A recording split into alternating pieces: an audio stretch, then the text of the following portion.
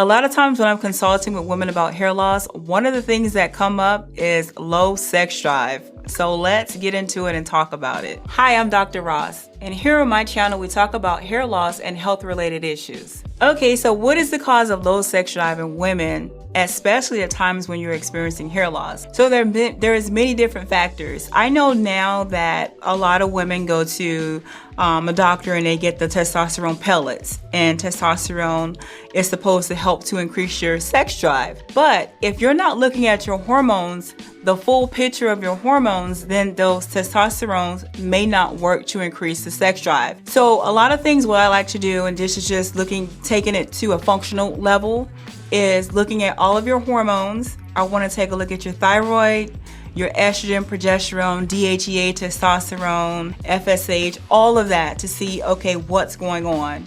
And the number one thing with low sex drive when it comes to women sometimes is stress. So are you stressed out? Are you overworked when you go home and you're not in the mood to have sex? Because that can have a huge factor too. There was a situation where a client went to see a doctor and she was on testosterone. Then they gave her some vaginal estrogen cream for lubrication. And she was so excited because she thought for sure this was gonna work, and it didn't work.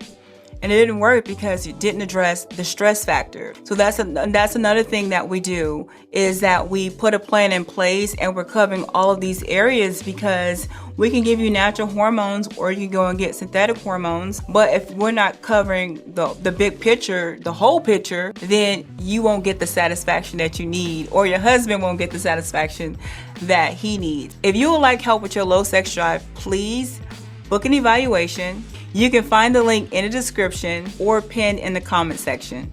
Thank you for watching. If you found this video helpful, please like and subscribe. And until next time, take care.